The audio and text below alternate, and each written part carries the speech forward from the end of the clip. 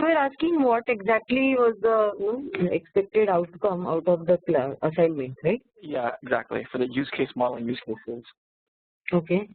So this one deliverable was accepted was use case model, that diagram in which you can create in Lucidchart, like the mentioning the scope of the context of the system you are going to work on, like the problem or the solution you are working on. And the other one, individual use cases, like actually it should be use case. So out of all the use cases you will create in the as part of the scope in the use case model, you need to use the use case template that I shared, specification template, and create single use case specification for one of the use cases in the model. Yeah, I think I missed that class. I think I have to go back and actually look at the yes, class. You missed that class. Yes. So that class was quite detailed one. So first is diagram, which will depict the scope of that that internationalization option that we discussed, that project, and pick up any one of the use case, whatever is comfortable for you, and then create a use case specification for that one use case, because that one use case will basically have a lot of things detailed out, like actor and then the interactions, primary flow, alternate flow, exception. That is very important one. So it will be like a detailed specification document you will create, and the other one will be like a high level scope diagram, which will be in the form of use case model. Okay. And for the ER diagram, I was just curious. So I started it off, I was just messing around with the diagram flowchart, right? And so originally we start off with customer, right? And then we go to like something like account. Is that how it's going to work, or? Yeah, in ER diagram we said it is for transfer, right? Transfer. Yeah, online fund transfer. So it would be like a customer. I don't have to put like customer puts in login information or anything like that, right? I'll just put customer, and then underneath it I'll put down like customer name, customer account number. Like that stuff, just right? The entities, no activities, just the entities and the relationship. Because this one is data modeling one, right? Okay, exactly. Okay. And then for the transfer to, right? That's another entity itself, right? So that's going to be another entity on that chart. Exactly. So that can be pay, or I mean something like pay or transfer to, whatever name you call. So that would be the pay account. Okay. And whatever details you typically put in the standard this thing and standard fund transfer, and then there will be, then think about what else will be entity. Yeah, for example, go ahead. Yeah. Go ahead. For example, the actual transaction can be an entity, right? Yeah, that's what I was getting confused with. Like if I was going to make the transaction entity, or was it going to be an online branch, or? Yes. Branch banking system as such is like you are designing the banking system itself. So within the system there are all these entities like account, actual account, the details of the person who is transferring the details, like account details, account information, then pay like information, and so balance, whatever, those will be attributes. And then there will be that transactional entity as well, which is the transfer of funds. So it is not really an activity, but I would still think of it as a like, to give you a hint, it would be a transaction will be still an entity, because it is like sales order is the transaction. It would go from the customer to the transaction entity then? Let's think about it. Online fund transfer, one customer can have multiple pays associated, and one customer can have customer to pay, customer to transaction as well, one to many, because customer can have many transactions, right? Yeah. And one transaction will always have one pay. Okay. So that will be the. It's so confusing when you actually sit down to actually map it out. And when you look at it, you're like, oh yeah, I got this, I understand it really well. And then when you actually sit down and try to like do it yourself, you're like, well, you know what, this could be this thing or it could be that. Yes, but that is because you need to do lot of thinking. Yeah. Because a lot of analysis, ruling out some of the things, then like thinking about what are the possible one to many, whether it is zero to many. whether it is one-to-many or one-to-one, relationships, between the entities are also not that easy. Sometimes it can get tricky. On left-hand side, what is it? On right-hand side, what is it? So, yeah, and then also the thing we were having problems with, right, with one-to-many or many-to-one or zero-to-one. Yeah. When you create a template of it, it's already given to you. But when you create a blank one, you can't put one. Blank, that's again, a lot of thinking has to go in, and then no. Perhaps What I'm saying is that when you go into a template, right, the lines for the one-to-many, they're there, so you can copy and paste them. So let's say like you have a one-to-many line already on that screen, so you can just copy and paste it and then use it again. Yes. But when you're in a blank document, you can't create that same line again, so you have to upload your own image. Oh yeah, that image thing, yeah, that we discussed, right? That I think that is a limitation. But if you were to create a template and delete everything except the lines, you won't have to make it yourself. Yes. True. You understand what I'm saying? Like on the template, the lines are given, so you can just use them as a template. You use the lines to move them over. But on the blank document, you have to create your own. That's right. Unless there's another way to do it. I don't know. Let's see if there is any other free tool. Let's look at some other tool. If LucidChat has real issues, like especially for ER diagram, there is not much of that relationship, that those lines, right? Yeah. Do you have Visio by any chance? Visio, or do you think you can install Visio trial version or something? No, I don't have Visio, but I'll look into it. Like Microsoft Visio? Yeah, Microsoft Visio. Just make a note of it. Even if it is for 15 days trial, it can still help I'll download a cracked version of it tonight. With assignments, yeah. Sure. Yeah, check that. That is obviously a much robust version, because a lot of corporates use still Visio. But this one is good, free one and online one. So I thought of experimenting with it. It's very nice, actually. Yeah, the LucidChat is good enough. So ER diagram, I think you should be okay to draw and detail out. Use cases, you will have to go back to the training and again create the specification. You can post it online, like on the training itself, the training site itself, like whatever image that you draw for model, you can upload on the training site, and the specification will be a Word document itself. Once you are done, use case specification, that also you can upload on the site. Okay. Other than that, template I had provided, solution options.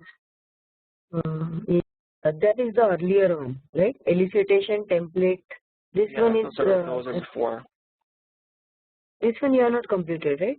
Assignment of solution option example, product comparison, few products compared against. That is an example. This one. Okay. Based on the template, we need to create that log of discussion points. Oh yeah, that shouldn't take that long though. That shouldn't take long, yeah. Just that should take about 2 minutes or 10 minutes. Yeah, that you can, I think, retrieve. And the gap analysis is one of the earlier ones that also you can do. But these ones are now getting very detailed. Use case model, use case specification. Because gap analysis is very important topic. Assignment, process modeling, I have kept it more of open one. I can show you some of the important points on this as well, just to trigger some thinking process.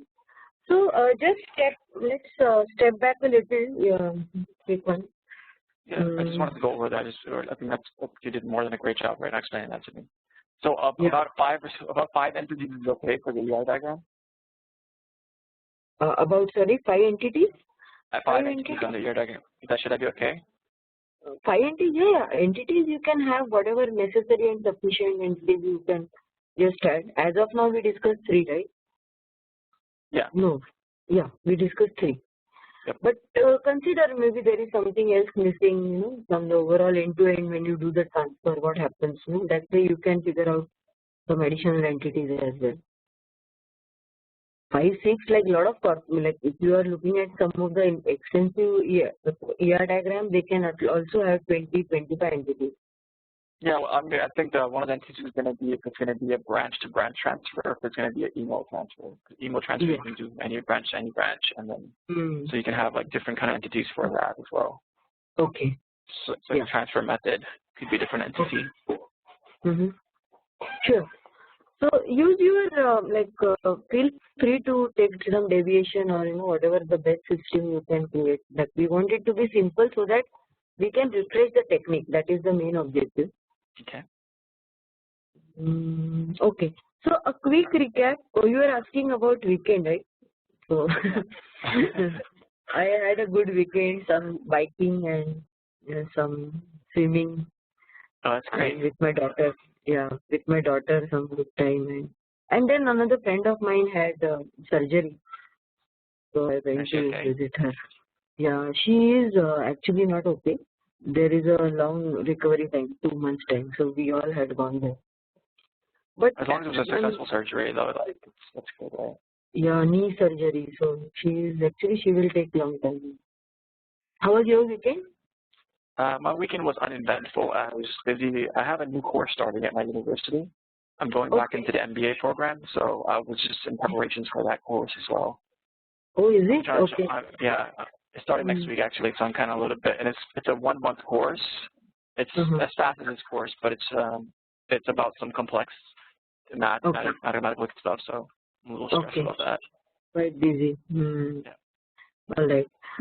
Then now coming back to our module 5, one of our earlier slides you wanted to check these architecture diagrams, right? The technical stuff. Yeah. For the user cases, but I think I'm just going to go back to that actual thing that I haven't watched and just watch the whole lecture on that. Yes, use cases and process modeling also you had you missed out? No, because I was there for the BPN modeling. I just couldn't talk. Okay. Then I think then the state diagram was relatively simple one. Today I want to move forward with rest of the techniques. We can go ahead and move forward now. It's fine. Yeah. So let's get started. Not that we have spent some time on this. Where are the architecture diagrams? Yeah. Just a few architecture diagrams I wanted to just demonstrate to you. Okay, so typically, yeah, this one again is a service-oriented architecture-based diagram. Okay. So these are usually the consumers like portals, and the users can be employees, customers on the top, client apps or mobile apps, IVR systems. And then obviously there are applications which help the users with these services. So web apps, it could be portals, I don't know what this mashup is, BPM processes, that client. And then our interfaces nowadays are like mobile, partner interfaces, terminal, employees, customer. And then this is usually the middle one is the SOA infrastructure layer. Middle layer you can say. So this one will have a lot of services that help run these processes like BPM processes, workflow, like service orchestration. Any service that you expose over web that will have its own details registered on the service layer as well as the final bottommost layer, which is this one. Service provider assets. Yeah, assets like these are basically the services connect to various backend assets. It could be databases or it could be legacy systems, or it could be some search results or some connectivity with partners. So this is like a pure backend of most of the systems that we have, and the reason why we built service layer is that to have a standardized interface to our final application, like end application. So all these legacy databases, partners, search results, they are connected through the service layer to our end users, which are these. Okay. Fine. Yeah, I can understand that, I guess. Okay. So I think these kind of diagrams. What is the mediation on there? What does that stand for? The mediation. Mediation is again some of the infrastructure component of this SOA layer. I think this is Oracle's service layer, and Mediation is one of its components, like discovery. Just like discovery of the service, there is mediation which connects between, like this is like a platform, right? Mediation connects between these users and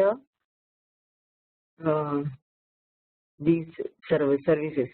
But the exact detail of mediation, I am not sure, because most of the times I have, whenever I needed to write text, it was I had to think about security, then monitoring and management, and any of the governance rules. So discovery or mediation is something that is handled usually by the technical team. Okay. As a BA, I don't remember I have come across, but monitoring and management, yes, you have to. We'll look at this in KPI and that particular topic, KPI and metrics. Okay. So all the services were deployed on this layer, and they were used in the top layer. One of the detailed diagrams, the other ones are architecture, service registry, and service visualization.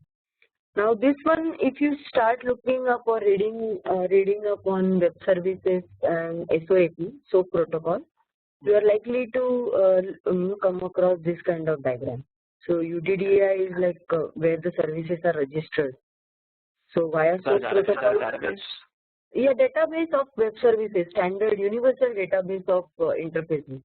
I don't remember the exact full form of it, but this is the place where whatever web services that are deployed for universal discovery, they have to be registered on this. It could be database or it could be any of the optimized format on web. Okay. That we don't know. It is shown as a database though, because it is a repository. So worldwide users will be using accessing the service details through this, and then actual services providers will be providing it to the UDDI.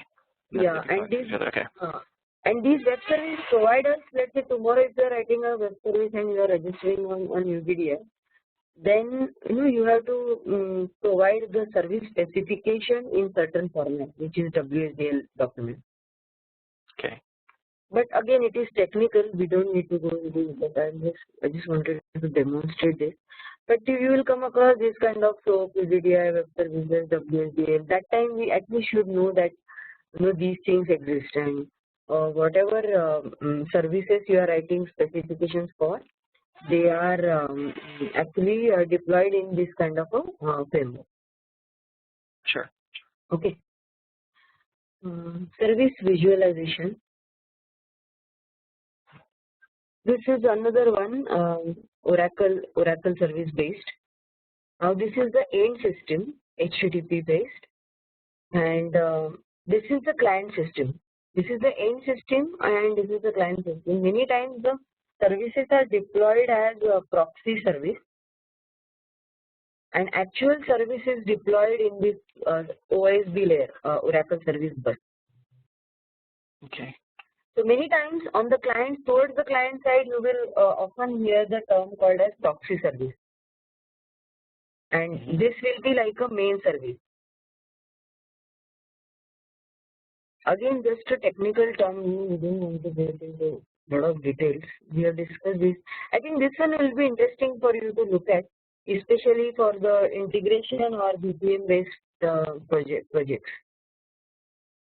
This one is again Oracle suite of integration, and the client wanted to completely change their platform to this kind of SOE based platform. So I thought of showing this to you guys. I'll upload these three samples on the site. Right? That'll be great. Yeah. Module 5. Okay.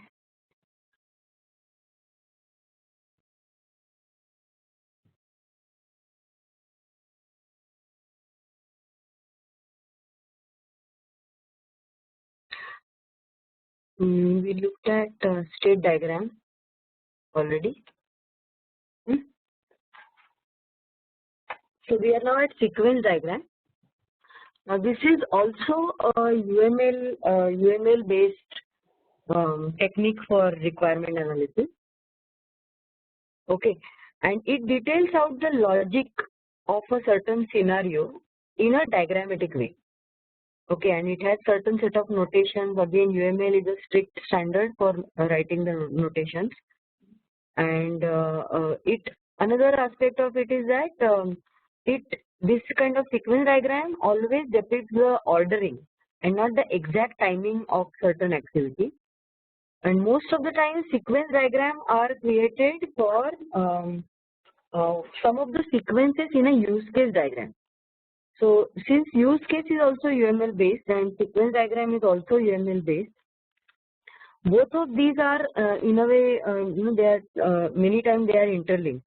So sequence diagram is created, for example, for one of the alternate paths, or sequence diagram can be created for the normal or a happy path, and it details individual scenario for that particular path, either normal path or exception path or alternate path, right? Yep. Again, we'll see some examples, so that way it will be much clearer. So earliest events are usually drawn on the top of the lifeline. There is something called as lifeline, and the later events are towards the bottom. However, there are variations that I have seen that depict the sequence diagram from left to right as well. Okay. Okay, but generally top to bottom is the convention UML mandate. Many times people take deviation from UML as well. Then again, it can also depict explicitly simple synchronous and asynchronous messages. So in case of sequence diagram, one thing you will come across often is a set of events or messages. So those messages that go from different entity to entity or object to object, they can be simple messages or specifically synchronous or asynchronous. Fine. Yeah. And then one thing I wanted to explicitly mention about sequence diagram is this one you will come across during doing perhaps lot of detailed level analysis, or it can also be classified as design activity. Okay, so as a BA, if you ask me how many times I have created sequence diagram, like what is the percentage of work I did, perhaps I used it just 5% of the times amongst all the other techniques we are checking, right? Because this is very detailed, and that way it has a flavor of design.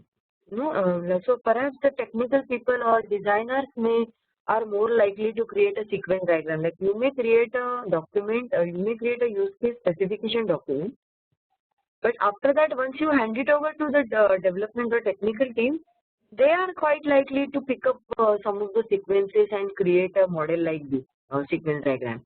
Unless as a BA you want to demonstrate certain aspects of the system or solution through the diagram, like you want to do it on your own. So this is more of on the verge of design come analysis than a pure BA related deliverable. However, it is good to know. Perhaps we will spend a little less time on this than use cases. At the same time, you will still need to know, because it's tomorrow some designer creates a sequence diagram and then you need to review it, right? At that time, you need to still know the definition of UML when it comes to sequence diagram, like how to draw a sequence diagram. So it can still help during reviews. Your reviews will be better. So not any major harm in knowing these techniques. I'm just wanting to look at this. This is activity diagram. Again, activity. Okay. So this one is a state diagram. Sequence diagram for a login activity. Okay. New session. And yeah, as I said, it is a deviation. It is from left to right. All these arrows are messages, and all these things that you see on the top, these are the entities or objects. And then the objects are sometimes they can be, if you were to follow formal very formal UML language, then user is depicted like this, then GUI is user interface is depicted like this, then again GUI is like this, some process is depicted like this arrow.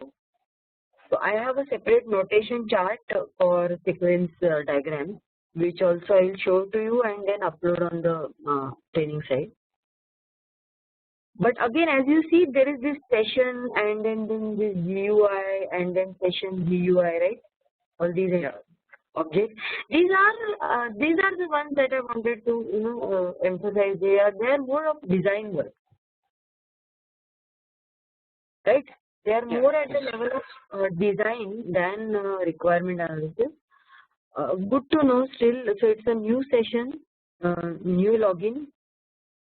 Then there is a data entry that happens. Then there is a login message that goes on to this GUI. Then there is a I think the next one in the line is again login that happens on this particular process, and then again select card and detection of the card, again login with card, start a new session. So that is the final one. So your session is started and that session object gets initiated. But I personally feel these are really design level. See, all these are object names.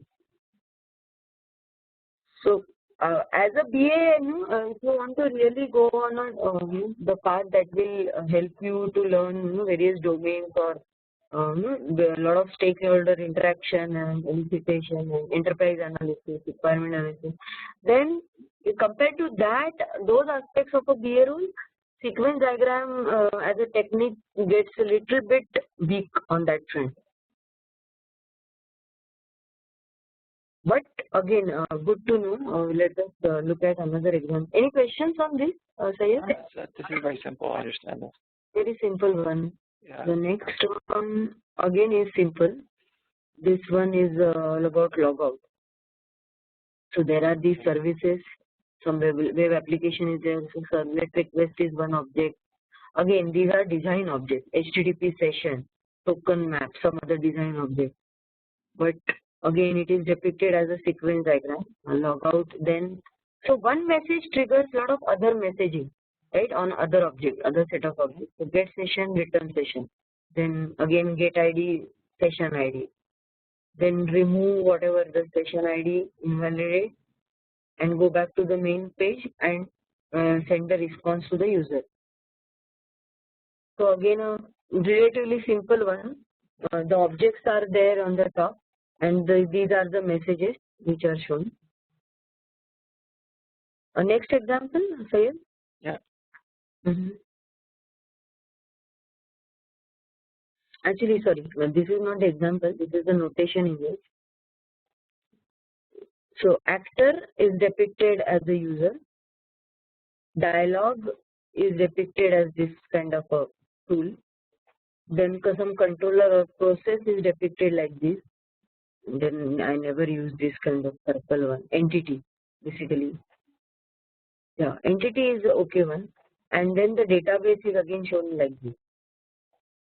So these are also called as stereotypes in UML language. When you go over the use cases, Sayed, you will again hear about the term called as stereotypes in the context of use cases. Okay. Right.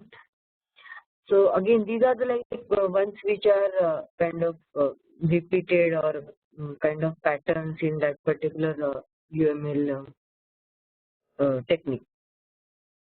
So these ones you will see often. We already seen that in this. Okay, so this one is asynchronous message. Just I may have to refresh a bit. This one new login is a synchronous one. This one is asynchronous because this is half arrow, right? Yeah. So that is the way in which messages are shown. So other than that, half arrow and half arrow? Synchronous and asynchronous. Okay. Yeah.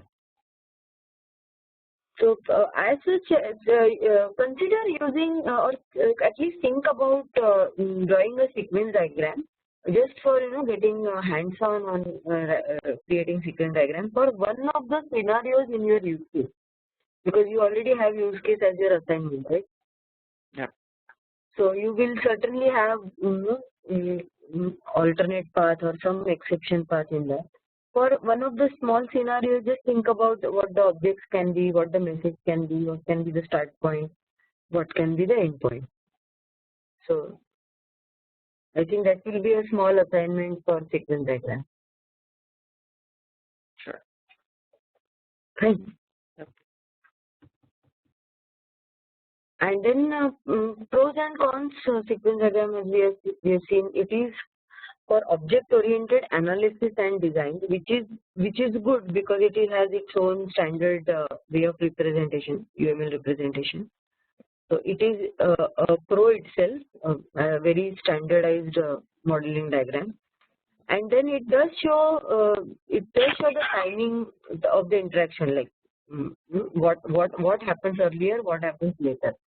But the negative side is that again, since it is very rigid kind of model, it does require class model. Now the class model is something we have not really looked at here. This is one of the data modeling techniques, just like ER diagram, okay. But then class diagram it has a different set of notations, and it is used in object-oriented analysis and design than more of a entity relationship diagram. So you will see a lot of similarity and differences in ER diagram and class diagram, but still sequence diagram needs that class model is ready, like more of a data model should be ready. So as you get deep into drawing sequence diagram, there are many things which are needed and which you may not have already in place. So that way it gets complex. And then it must be, if you were to define sequence diagram, then you need to have a class model ready, and you need to also define sequence diagram for each scenario. That's how most of the systems are at least specified in terms of documentation. We can't just create a sequence diagram for one of the scenarios. Ideally, then create a sequence diagram for everything, for the entire system. Do you want to check offline? Like I'll upload some of the samples for class model. It is similar to AR diagram. Will you like to check that those samples? Right now, or not right now, because since we are done AR diagram in great detail, it should be relatively easy to find the analogy. Yeah, sure. So I will upload it for offline reading as a reference material. I'll just have to make a note somewhere. Right. Yep. So the next one in sequence is activity diagram. Now this is also a process modeling technique. We looked at BPMN based process modeling, right? And we also do some examples using lucid chart. Now activity diagram is a similar tool, but again this one is UML based. So you can look at it as call it as a flow diagram or activity diagram. It has a UML standard notation to follow. Now activity diagram also, just like BPMN based process model, it also has roles. Then it has decision points like any flow diagram.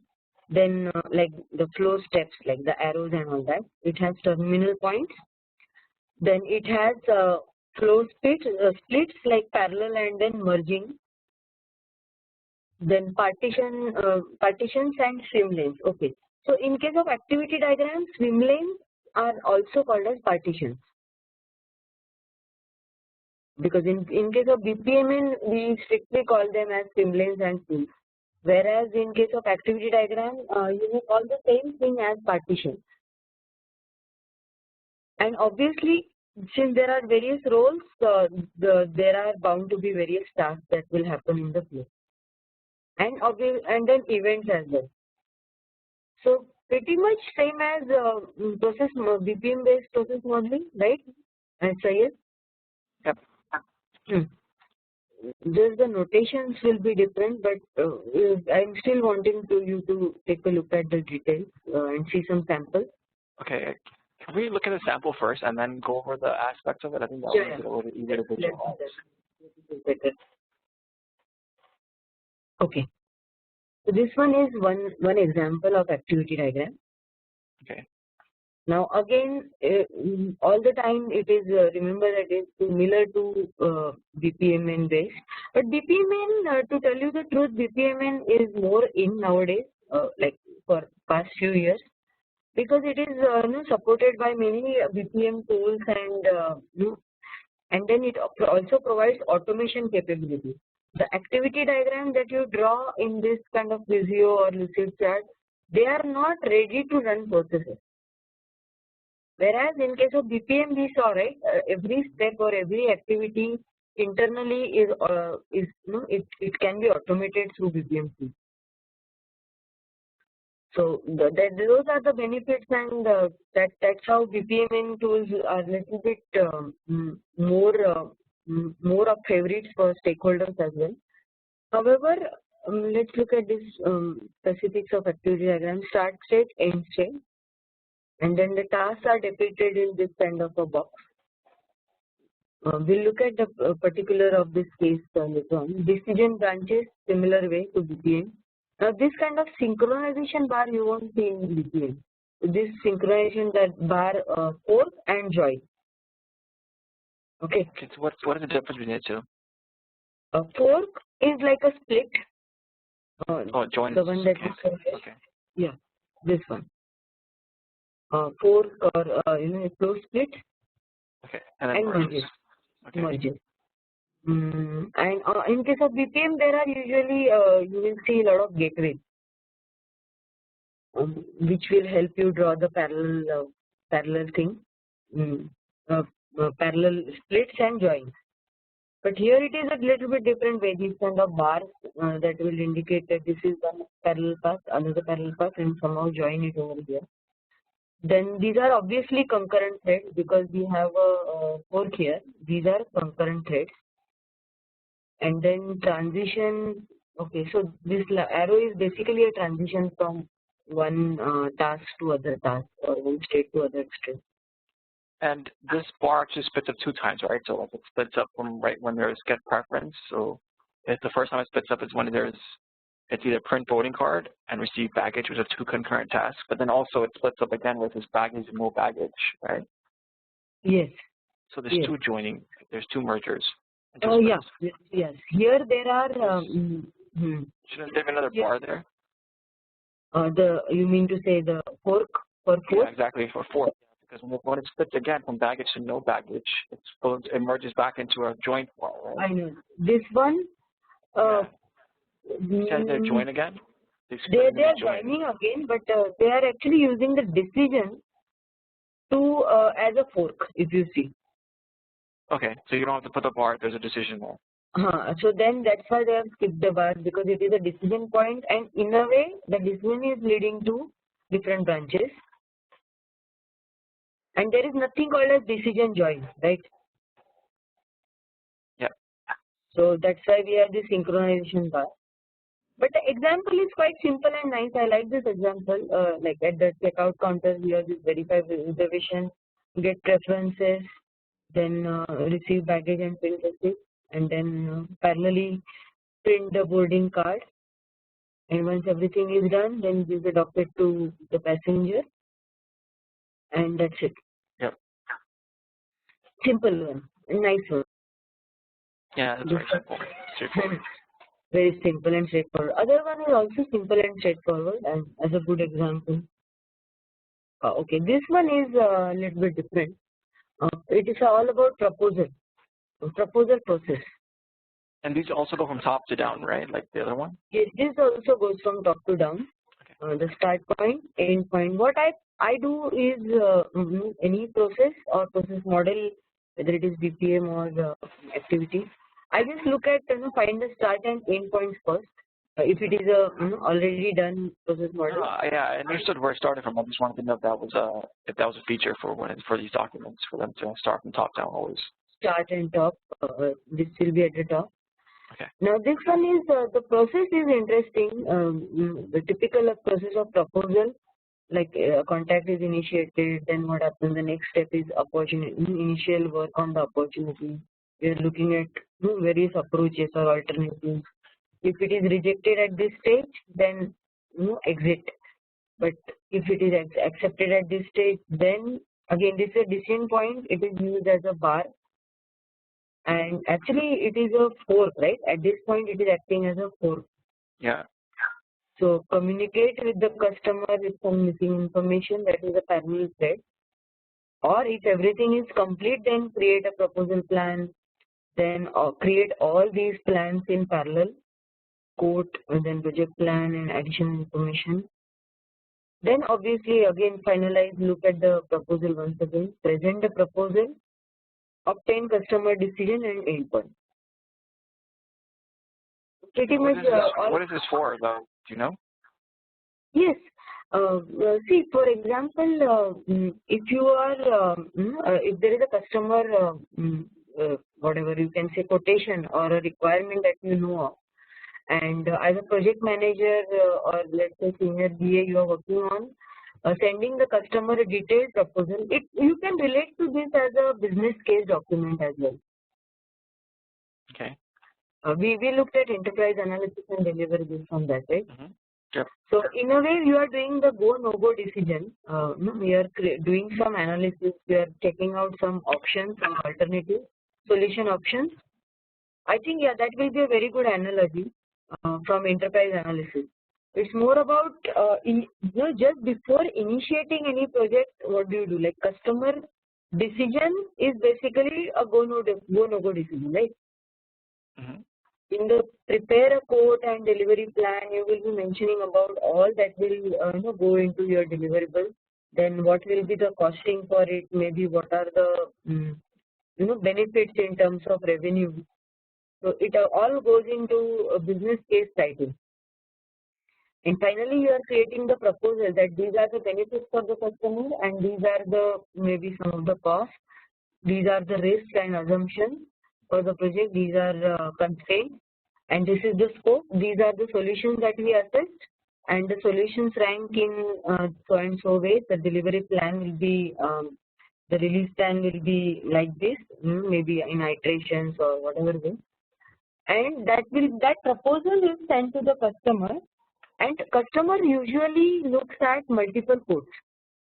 See, when you are creating a proposal, maybe there are other competitors who are also sending the proposal to the customer, right? Mm-hmm. So that way you receive as a customer, if you are sitting at the customer end, you receive various proposals and you find out which is the best working proposal for you, and then you decide whether it is go no go for certain vendor or not. So you as a vendor get selected in the process. So a lot of government processes are also based on tenders, and they have a very strict way of looking at the bids and looking at the various tenders and comparing the tender, and then finally going ahead with certain like placing a bid, like finalizing the bid. A lot of government processes also you will see proposal this kind of steps. And also in our IT industry also, like most of the companies are looking to get projects from their customers, right? So for that, you always need to create a proposal. Usually there is a pre-sales team as well in especially large organizations. I'm not sure if you are interested in any of the like pre-sales kind of activity. Are you? Not right now. Not right now, yeah. Because I know a lot of people who are from pre-sales team. They day in day out work on proposal. They create the proposal, then move on to the next proposal, and perhaps they follow this kind of a standard path, right? Like yeah, I'm thinking like an insurance industry or something along those standards, where you have a pre-made proposal for somebody who enters like their information, their age, and you have a proposal plan prepared for them for their insurance for their car, their house, or whatever they may be. Okay, actually, in case of insurance industry, you are right. It is still a go no go decision, or sometimes a gray decision as well. But the process is known as underwriting. Yeah. So it is not strictly called as proposal, but yes, you can call the incoming file or incoming application. Most of the times it is called an application. So instead of initiate contact, it is usually initiate the application process. Then check the data, check for fraud checks and all that, initial check, and then go for detailed underwriting, and then eventually come up with the decision, whether yes, no, or some kind of a amber decision, either green or red or amber. Are you aware of insurance, this kind of underwriting process? Yeah, I do. I am. I actually worked in the refinancing office earlier, a couple of years ago, and I had to deal with a lot of underwriters. Okay, good. Because I also like that process a lot. I worked with Genworth Financials and Capital and Auto Finance. Both of these projects were based heavily on loan origination or any application origination and underwriting of the same. And obviously funding and so do you cover funding and claims as well? No, the place that I worked for, we were mainly an organization for refinancing mortgages for homes and just taking out loans on them. So we had underwriters for those loans. Okay, loan underwriting. Okay. Yeah. And so mainly underwriting process is what you are looking at. Yeah. Good. Very interesting process, and one of the most sought after process as well. Like when it comes to BA role, like two of my really long term projects were on underwriting process. So I think it is a good opportunity for you to learn as much as you can about this domain, especially. Yeah. Yeah. So we looked at both the examples, right? One is proposal, the other one was typical check-in counter process. Let's look at some of the pros and cons. So obviously, activity diagram depicts the workflow or a model or a certain use case. Okay, use case. The reason I have written use case over here is many times for workflow-based use cases. Like for example, a use case has a lot of if-then-else and branches and parallels and splits and joins. That kind of a structure. Then you can add a diagrammatic representation for the use case as well, individual use case, and that will be through activity diagram. Okay. Yeah. So consider using it whenever you can. If you think the visuals would help, then go for that. Then obviously it is very good technique for drawing a concept or modeling. Just in 5 minutes you can see what's happening in the process, especially for simple ones. Other ones could be longer. But a good concept modeling tool. Again, since it is UML based and it expects the user to, the creator to follow that notation, even for stakeholders, it can get little bit complex to understand, right? Because they may not know all these branches and all these whatever these notations. So you may, as a BA, you may have to again inform them of these activities, these notations, and then get the understanding cleared from them. So relatively, it is complex to understand, even as compared to VPM-based process model, because that VPM-based process model usually looks simpler because it has a lot of streamlines and all that. Activity diagrams by nature, they are not like by UML definition, they don't have any streamlines, as we just saw in this.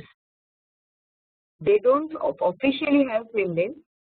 They can still draw a line if there are multiple set of like departments or like people, teams, then you can still draw lines.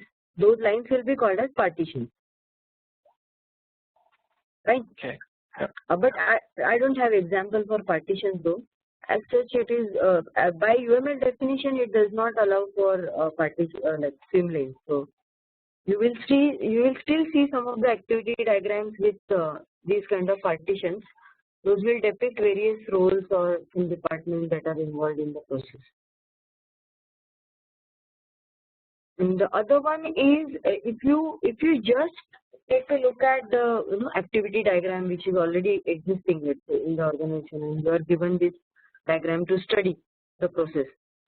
Then just based on that diagram, you cannot do the pain point analysis or problem analysis. That is like the negative aspect of it. But obviously there are other tools to find out the pain points, right? So for figuring out the pain point, you may ask for the existing measures, or you can have a elicitation meeting, brainstorming meeting, or focus group session, right? So that would be the ideal way to figure out what the pain points are with the stakeholders, and you can still use this activity diagram as a reference during those meetings. But as such, standalone, it is not really easy for problem analysis. So what is the major, what is this activity diagram mainly used for? It is used for depicting the flow or workflow. Okay, but it's not used for problem analysis, right? So what is business analysis used for? No. The point is that it is used for drawing the workflows. It can also be used for drawing a use case, like the activities or flow in a use case diagram. But if you the point here is that the problem analysis, like if you join a project which is ongoing project, and it already has activity diagram created. Just by looking at the diagram, you will know the flow in the process, but you will not know the probably the pain points in the process, or the pain points. Actually, more than it's like problem analysis. When I say problem analysis, it is more of pain point analysis, which you cannot do until you meet the stakeholders with the diagram, or you have some other supplementary documentation. See, for example, if you, if you just, only point is that just as a standalone document flow, we really, maybe you can still figure out some of the steps missing or some of the incorrect steps. But when you want to know the pressing pain points of the stakeholders, at that time, just by looking at the diagram, you can't know that. I mean, you need to accompany this particular technique with another technique, such as focus groups technique or brainstorming session, for looking at this workflow and, let's say, optimizing this workflow. Got it? Okay. I mean, I think that can this do this, like when we're doing elicitation with observations, and this should result of an observation that we made? Observation, yes, you can. You're saying, can we do elicitation with observation? Can we make this diagram after elicitation of observations? So let's say we were to observe a customer and see the observation with the initial contact, and they went to opportunity work. Yes, you can do that.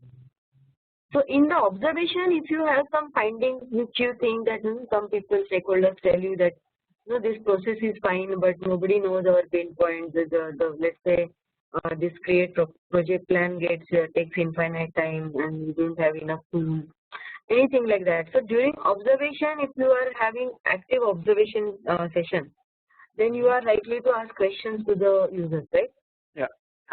So in that process, you can perhaps have this as a reference for yourself. Maybe take a print of this, and then relate to their pain points or their problem areas. So those things will be only known uncovered through the elicitation techniques, which are more meeting oriented, like action oriented, than just drawing a diagram, because drawing a diagram is more of an offline technique, right? Yeah. I mean, you will still review, you still have to review it with the stakeholders. But usually what happens, you conduct an elicitation meeting, either observation or brainstorming or focus group requirement workshop, and then you come back to your desk, and as your thought process gets triggered, then you think that, okay, for this situation, activity diagram is one of the best techniques. So let me draw an activity diagram and present it to the stakeholders in the next meeting. Okay. Fine. Yep. So all these go hand in hand. There is nothing like one thing stops and other thing begins. But the only point is that this as a standalone thing, it won't much help with the uncovering of pain points, and that is as such obvious as well. Mm, so pretty much we have done with activity diagram. Now we are next one is very interesting one, especially from the agile perspective. Okay, can we take a quick break? User stories. Yeah, we can take a break. A quick 5 minute break. Yeah. See you in 5 minutes. I'm putting on mute. Yeah, there in 5 minutes.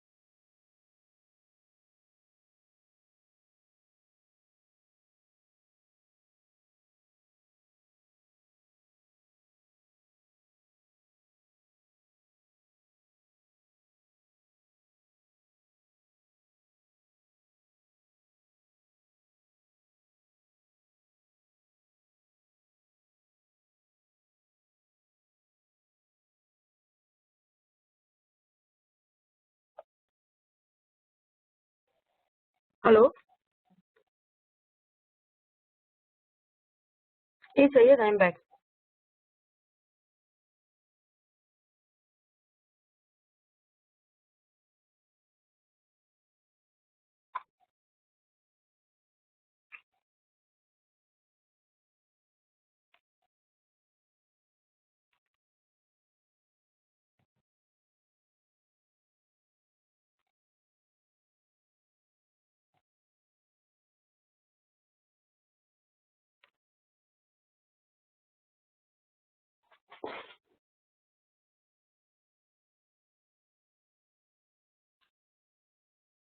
Hello?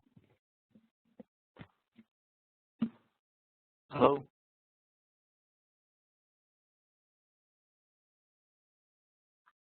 Can you hear me? Yeah, I can hear you now. Okay. Oh. Yeah. So I'm back. Let's look at user stories. One of the very simple and useful technique in case of agile. So, do you want to say us refresh quickly on agile way of development methodology? Or Sure, I don't quite remember exactly. It was agile and there was something else, right? yes, that was waterfall, other one, but Okay. yeah, but specifically for agile, do you remember like what was the primary difference between agile framework and other frameworks which are waterfall and I'm not sure, to be honest. okay, no worries. It is important to refresh, especially the agile perspective. Nowadays, if you go to any BA groups, join any BA groups, you will always find some discussion or the other on agile development or BA's role in case of agile framework. Like typically in the changing framework. Basically, the agile framework means instead of waterfall, in case of waterfall model, everything needs to be planned in advance, and then only like requirements have to be fully finalized, and then only the analysis, design, and development testing work happens. Okay, so it's like one after other sequential process. Whereas sequential process of development, like the requirements are frozen, then design happens, then development happens, then testing happens. Okay, and once the development and testing begins, that time requirements cannot change at all. Like basically, we don't encourage much of changes to the requirements in case of waterfall. Okay. Whereas in case of agile, the changes we work in smaller iterations. At the end of every iteration, there is a feedback. Do you want to go to that module and check it quickly? Sure, we can do that. Just to review it. Just a couple of minutes. It might just be helpful to see module 1 itself. It was module 1 or module 2. Just hold on. Module 2.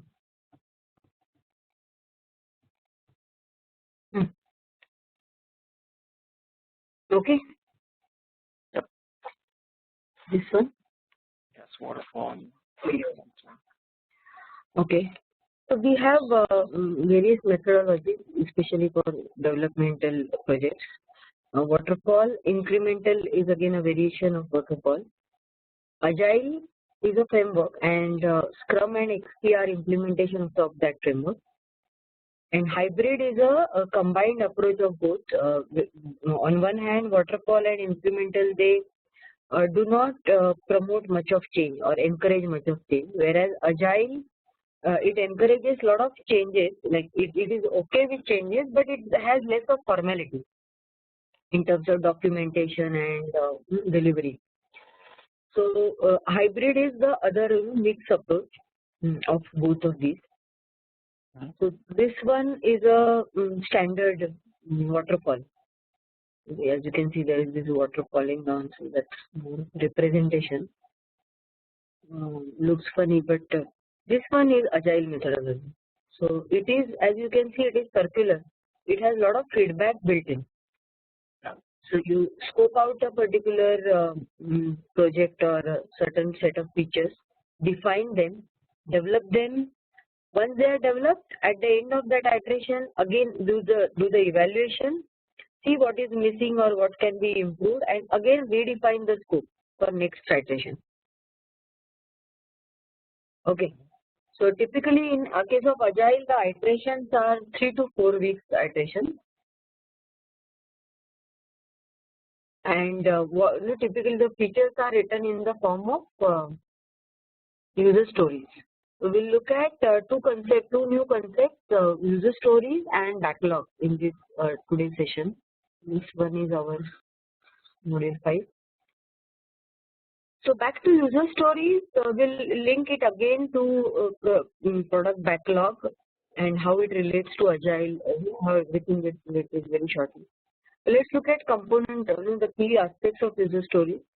It describes the functionality from the user's perspective. So just like use case model diagram or use cases that we looked at, it also has an actor, the one who triggers the who has an interest in the user story. The user story also describes the benefit that user will receive or actor will receive after the execution of that functionality. This is something new. So benefit is written, then it is always written from the business perspective. Since it describes the user functionality, it is always written in the business perspective, and you will see a lot of stakeholders such as product owners or even the BAs. Obviously BAs will be there, but they will be interacting with the stakeholders and writing the specs, user stories from their angle, like what that person does so that the benefit is achieved. We look at the samples as well. Then it describes the user story in a brief way, and then there are some you can say granularity to the user story, to each user story. So some user stories are high level user stories, you can say. They are coarse grained. Whereas as you detail out the user stories, they are developed into themes, like set of features. Do you recollect, Sayyed, that requirement management process I showed that I had drawn in Signa view? Requirement process. I'm not sure if I was in that class. That was in the class, not in this class, but earlier class, process modeling class, BPM class, BPM based process modeling. And you drew something in Signa. I remember you went to the website, but I'm not sure if I remember you doing anything on the website though. That process that I had drawn, that had initially the user stories are created as epic stories, and eventually as the analysis proceeds, then they are developed into themes. Okay, so that had this particular aspect of user stories. We can. Do you want to take a look at that quickly? Sure. I'm just trying to link everything. That's why I'm taking 2 more minutes every time. Otherwise, it is good to. Only thing is my cursor is having some issues. I'm not sure if this will work. Let's see.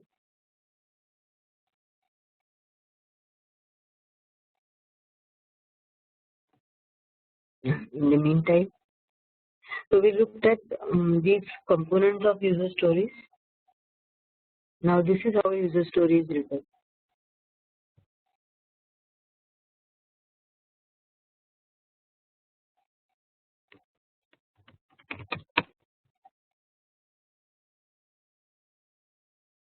So as a role, as a specific role, I want something so that some benefit is achieved.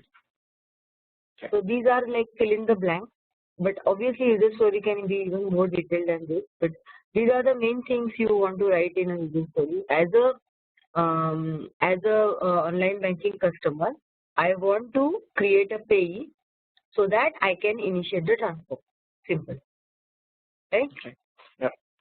So similarly, you can start thinking from different roles perspective. Every feature in a product also can be written as a user story. Now this was the requirement management process version 2.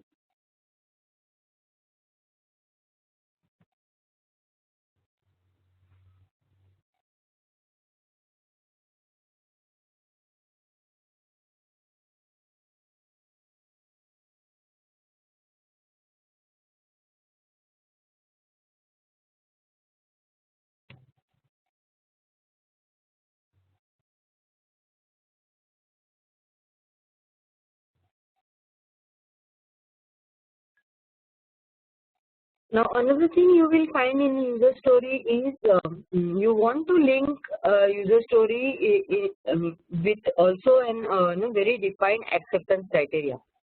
How that specific feature will be accepted. For example, you want to add a payee. So acceptance criteria for this particular user story is that you specify the details of the payee and enter and then that payee gets added to your account. That should be the acceptance criteria, right? Yeah.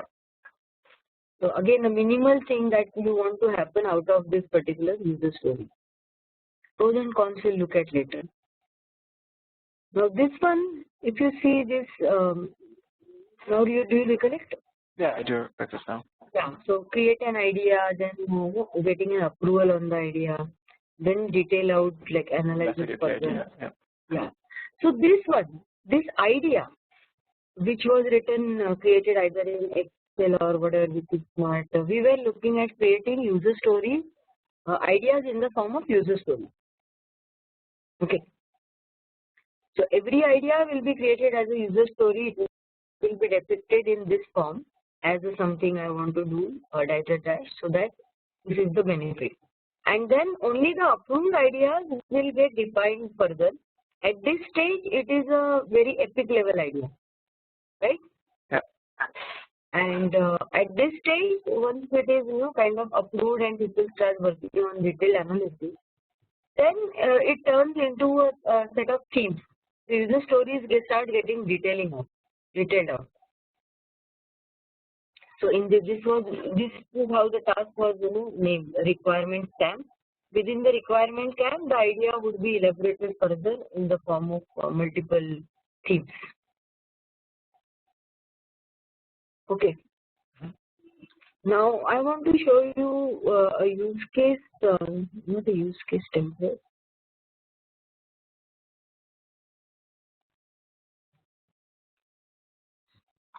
User story template. This also I will upload so that some of the work from our templates module is already done. So user story ID. Okay, as again the same format for user story.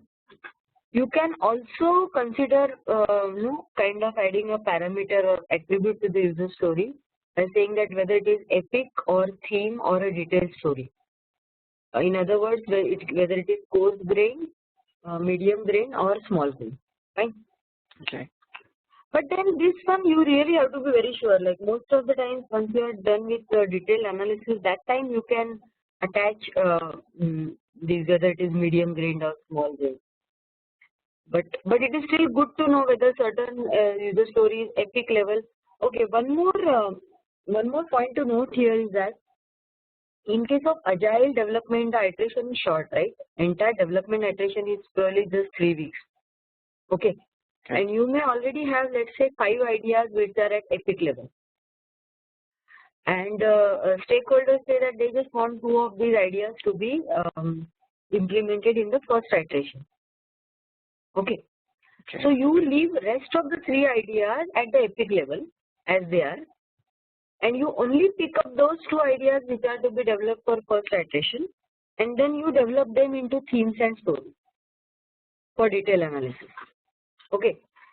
So this can also be, this can also work well from the prioritization perspective, right? Yeah. The ones which are picked up for the particular iteration, they only will get developed into themes and stories.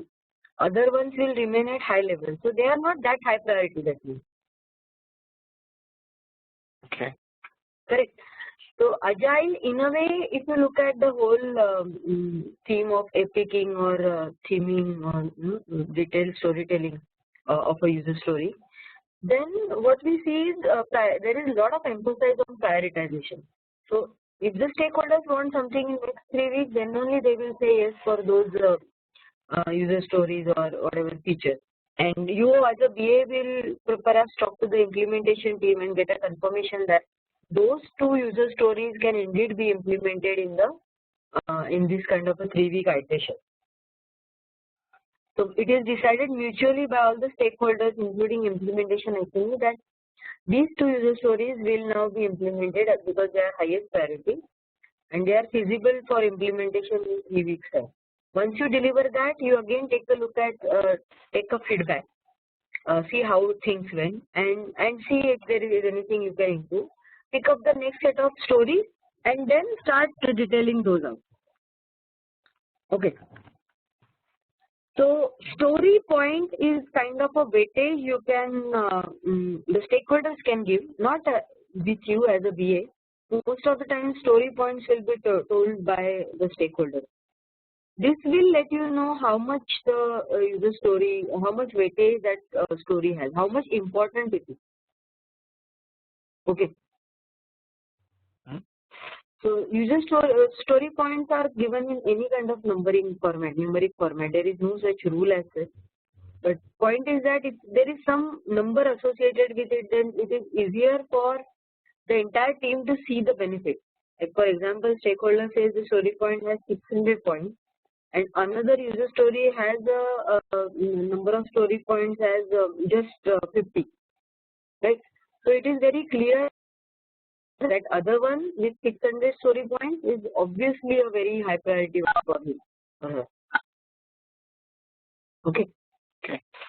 Then again the explicit priorities you have to define high, medium, low, and then the description of what is expected to happen in that particular feature. The requirement checklist that I mentioned here is something we'll look at in a separate module altogether. That is basically the how to write good requirements or quality requirements, and that is a separate module in first place. So just leave this for now. Acceptance criteria, actionable acceptance criteria with specific expected results. Follow guidelines listed in the requirement checklist. Again, requirement checklist goes under a separate module. And this one, SRS backward reference, functional requirement number. Any guess on this, Sayed? Functional requirement number, just to maybe like write down what the requirements are, just to order them. Not really. Backward reference. The reason, one of the important reason is the traceability. We'll again have a separate topic. We'll look at traceability in detail in requirement management plan module. But to mention in brief, sometimes let's say in hybrid approaches, user stories is one of the documentation, right? You may still end up creating system requirement specification for one of the user stories. Okay. So in a functional system requirement document, there are usually numbers for each and every function or feature. So that number is the one you will link over here with this user story. Okay. So like you are creating a combined approach, you are creating formal documentation such as system requirement documentation or functional requirement documentation, and adding the user story linkage with each other. Another approach could be a complete agile approach where you purely create user stories and you don't have any functional requirement document at all. So this one you may use it, you may not use it. So we're gonna have multiple stories with the same functional requirement number? Yes. Okay, just making sure. So if you are writing functional or a little bit, let's say one of the tabs in on a web page or a website, and as part of that tab, user is doing many things which are specific, end-to-end specific things, which can be categorized as an individual user story. So in that case, if you are having a separate functional requirement document or system requirement document, you will perhaps have linked three, 4 user stories with that functional requirement, right? Okay. Yeah. So depends on the stakeholder preferences, how much of documentation heavy deliveries you want to create, or just keep it lightweight. User story is that way an informal document. If you see some of the samples for user story, they are very informally created, like maybe sometimes handwritten by the stakeholders. They just depict the interest of the stakeholders in terms of what should happen, and then what is the benefit. Okay. But many agile projects do just purely go by user stories as well. They may not have functional specs at all, and it is still working. It is still a very good working model. Okay. So this is basically a template for user story, a detailed template. Now I wanted you to take a look at another interesting thing, where just to see or get a feel of how the user stories are consolidated in Agile. Now, as you see, this one is called as a backlog. Okay, so that's the functional ID number is right there, number 1 for that one. It is a user story ID number. Yeah, not really functional. This is a pure backlog. In case of agile techniques, I think LD had asked that question, right? What are the specific things you need to know for agile? Which is and the 2 things are backlog and user stories. So many times you may see a horizontal representation of a user story in the form of one line of a backlog. If you see this ID, theme, as a, I want to, so that, yeah. Notes. Notes are again important ones. This priority, status, industry specific, like what is that process for which industry. And then that's how this became for one of the BPM products I was working on, lightweight BPM product. The name of the product is ProperFlow. You can also go to properflow.com for creating our own business processes as well, like BPM based. It is not purely BPM based, but it is a good tool, lightweight tool. So we were looking at adding various features to it, and initial priorities, default priority was medium, status open, and I would review these user stories with the stakeholder, the person who is actually owning this BPM development, this tool, and then we would prioritize the have so that in there, like how you have it missing for number 2 and 3. That's not always required. What is that? So that? Like you see how for number 2 and 3 they're missing. So that's not always required, right? Like as a manager, I want to. Okay. Missing entries. So that is it is needed. Actually, it is a needed thing. But for us, for these two these 2 user stories, we are not detailed that so that very well. Yeah, I mean it might be redundant though. Like as an employee, I want to apply for a leave so that I can leave. So that, right? Yeah, so that I get onboarded. So that way, it is like I want to, and so that they may be replica of each other. Okay. Yeah. Right. To answer your question, yeah, sometimes it may sound little redundant, but in some cases it is certainly very catchy, because you know that some things are only achieved because of this user story. Okay. Now this one is again a bit redundant. Avail telecommute for certain duration. All telecommute requests are tracked and monitored. Okay, so this is online availing of telecommute option, so that they can be tracked and monitored. So this one is little bit more making sense, right? So we want to online track the applications online. That's the reason we are availing for this particular online service. Now set up and execute internal communication plan. so that we can have better communication and collaboration among the team members. So many times it is explicit as well, so that, and as you said, some cases it can be a little bit redundant. So every time you create a product backlog, the format is more or less remaining same. Theme will be epic, or again we had not done that much of detailed analysis. So theme will be epic, or what is it? The other one, epic and epic, theme level, medium, or detailed user story level.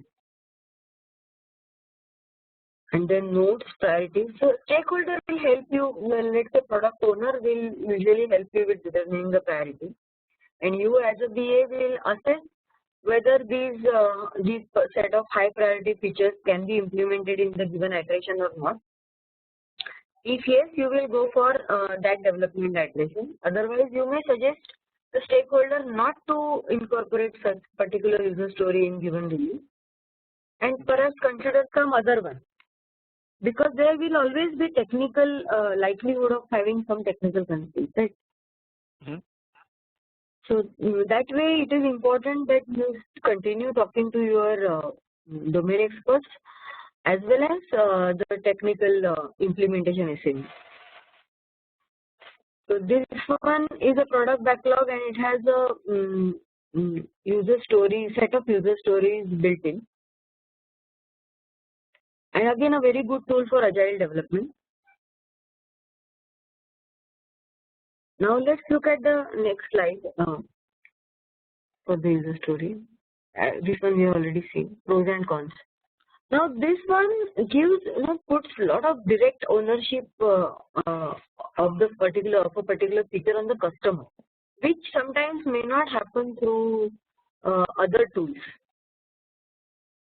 For example, other tools, PR diagram, for example, data modeling, right? Mm-hmm. That one is, you as a BA, you are doing that, it is UML based, and you are thinking of data and all that. But a lot of direct ownership happens in case of user story, because they either write the user story, or they actually, this document, this product backlog could be shared online, right? And they are the one who are putting the priorities. They are the one who are putting the verifying that that benefit is really reached out of that particular user story. So a lot of ownership can actually be not delegated but transferred to the customer, and that is good. And obviously, this kind of approach works very well for agile or even incremental, wherein the features are delivered in different releases. So we kind of keep a log of the various features in a given iteration through backlog once again. The flip side is, okay, this one, user stories are useful for the teams which are co-located, especially because they like, you may have some stand-up meetings, you may just make some quick changes. Or usually, the development team also should be nearby, like in a single office if they are located, then the effectiveness of user stories increases. At the same time, I don't agree fully with this kind of a flip side. The only reason is that nowadays we have got so many sharing tools, right? Like right from Excel sharing to even the diagram sharing and collaborative tools. So that way we can still bridge the gap.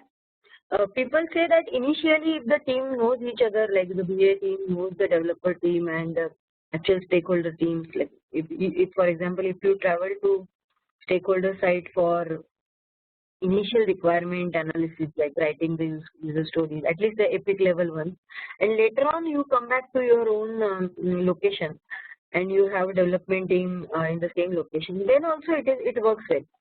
But initially that rapport, to build the rapport and get the requirements kind of detailed out in the form of product backlog, at that level at least the participants should be co-located. For example, the BA team, which is new, and the actual stakeholders, product development, product owner team, they should be co-located for 1 or 2 months at least. Now this one, I joined one of the LinkedIn groups. I think it is Agile BA or something. In that, there was a discussion thread how much non-co-location can affect an Agile project. That was an interesting thread. So if you get a chance, start at least checking out various discussions that are happening on various groups, business analysis related groups. You will get a lot of real life insight as well to that. Okay. Okay, and yeah, see if you can add anything or you can participate as well. Like initially you may be checking the post passively, but eventually you can using the tools that you have learned, you can start participating as well, posing some questions and getting feedback from the wider audience of business analyst. So as a practice, it is good to be part of such groups. Okay, this one user story, if you see the format, it has acceptance criteria, it has details and the actor and the feature description, but it does not provide explicit provision for writing non-functional requirements. That explicit provision is always seen in case of more of a plan-driven approaches, such as waterfall or incremental. So we would write a functional requirement specification, for example, and a system requirement specification. In that you will have detailed out various non-functional requirements because there is a section for it, and you also discuss those requirements with the customer and put them in the format of a Word document. So user story template won't have any kind of a position or open section for writing non-functional requirements. So remember this. If you are writing user stories, then still you don't want to miss out on non-functional requirements, right? Yeah. So this is the flip side, and we just need to balance it. Nothing wrong as such. Now it looks like we will have some time for looking at this business rules analysis technique as well. We have got 10 minutes, 10 to 15 minutes. Before that, any questions on user stories, Sayed? I actually like that. I think they're very straightforward and they capture the customer's just their request very good in a good way, in a good fashion.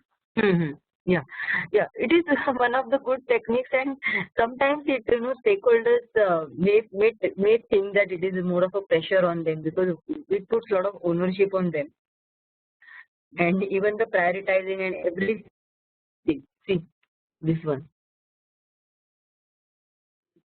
So a lot of assignment and fine tuning of requirements. It happens always through stakeholder interaction.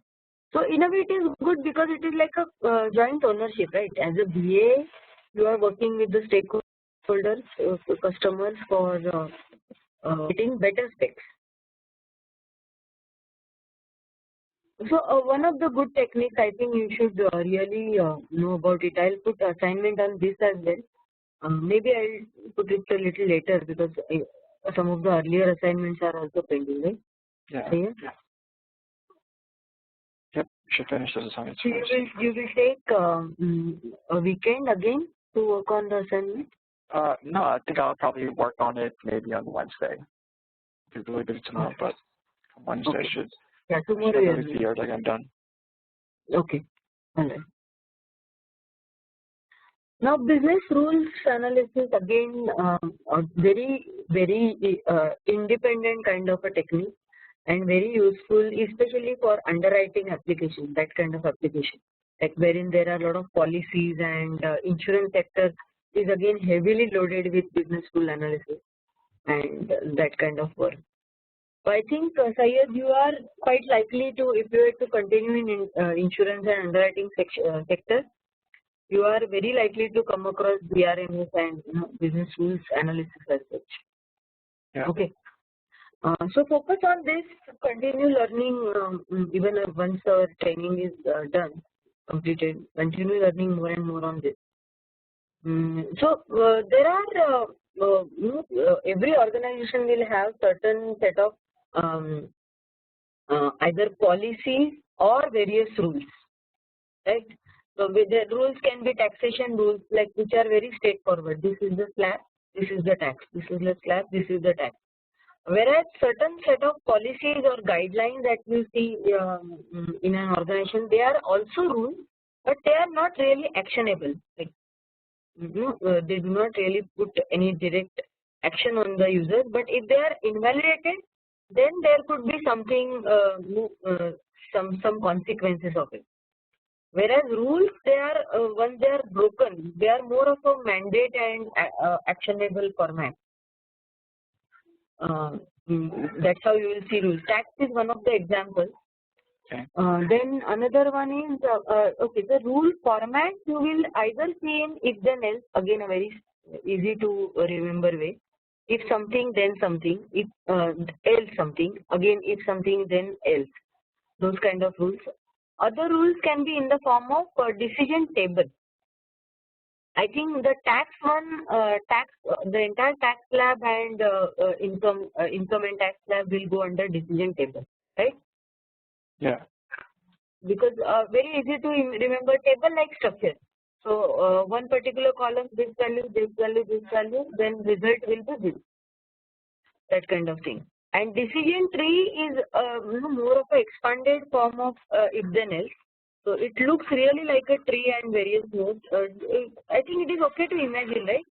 Say like how the decision tree. Yeah, that's fine. So I will.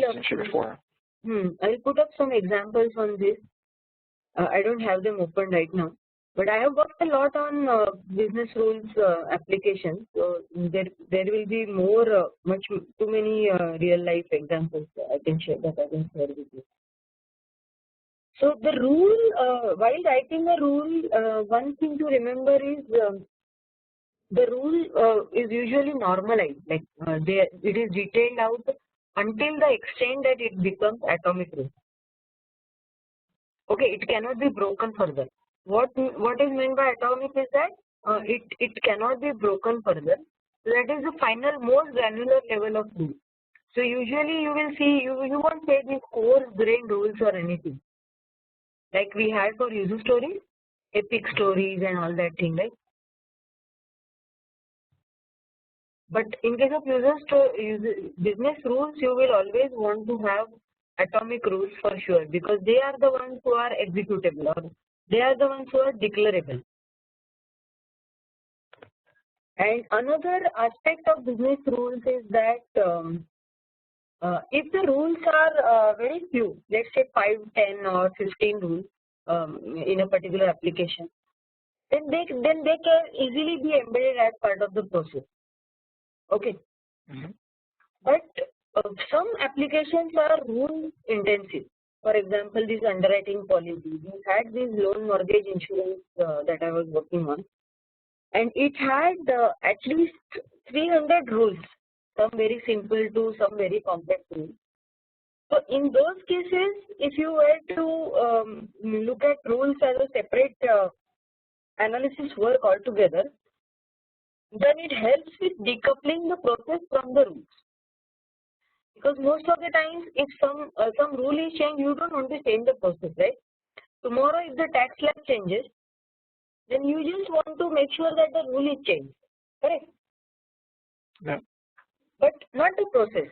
So this is the ideal way to develop various business rules in case when the rules are plenty, like in thousands or hundreds. It is to decouple the processes from the rules, and that's how you can maintain them better, either through a tool or through some other traditional way.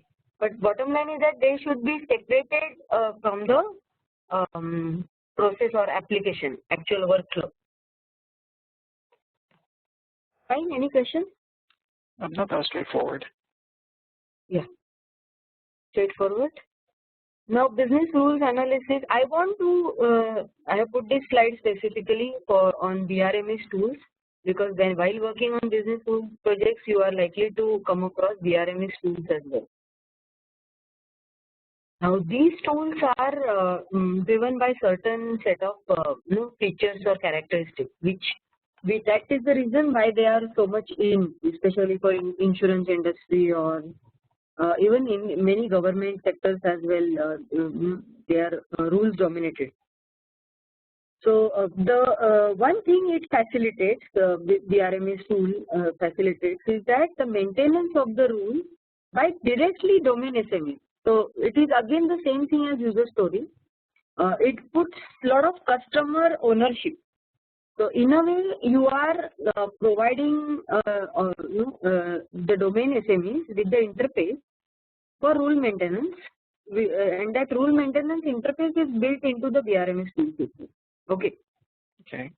So it's like this: the same taxation table you are giving the table in terms of web-based interface to the stakeholders who are actually owners of those tax-related rules.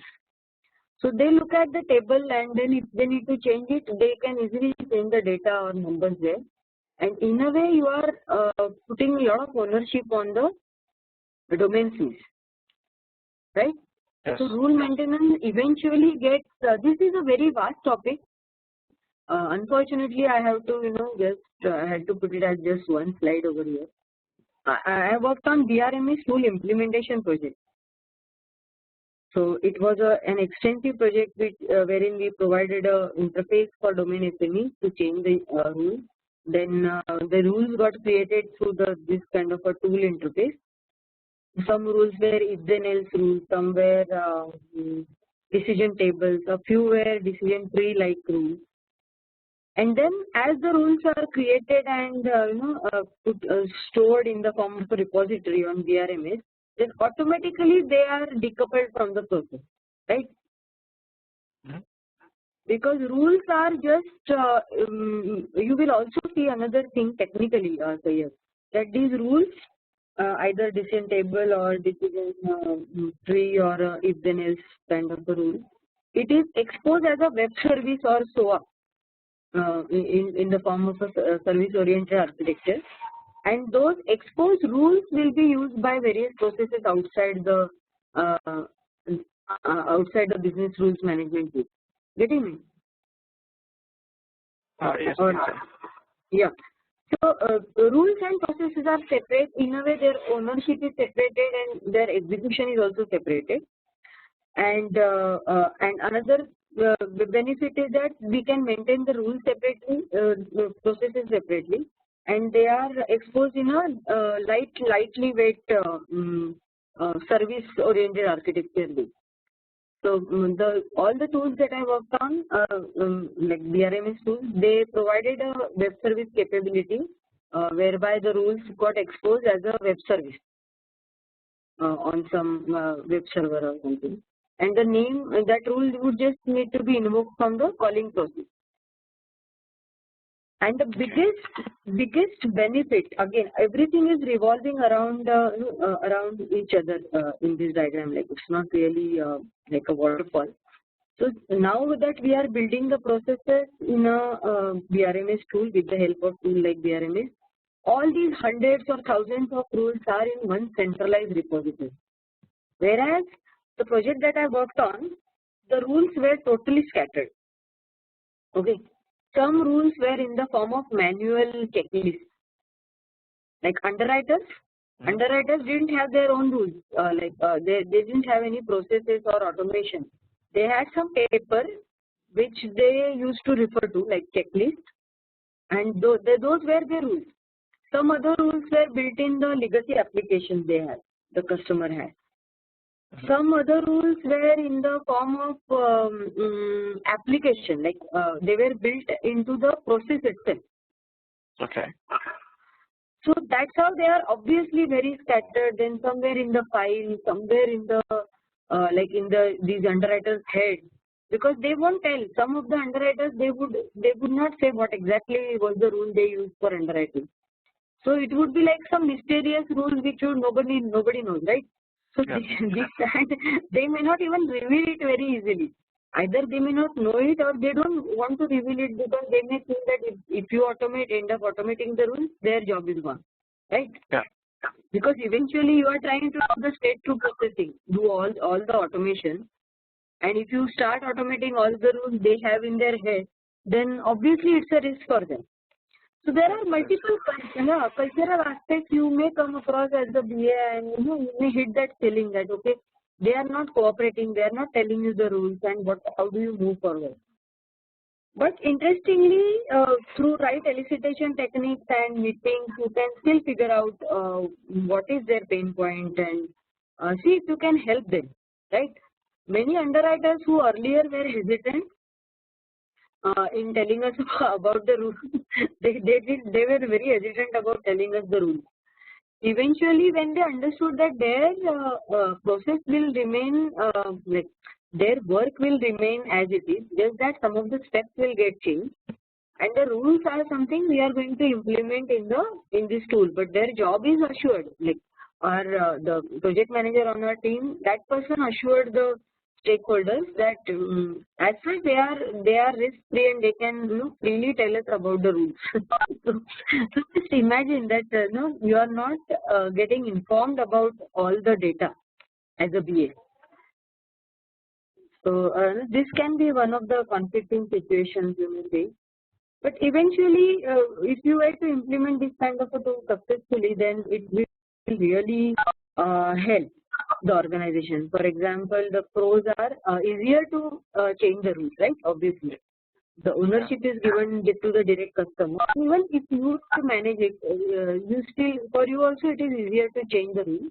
Just change it to the web interface BRMS tool provides, and it immediately gets reflected in the next invocation of the rule.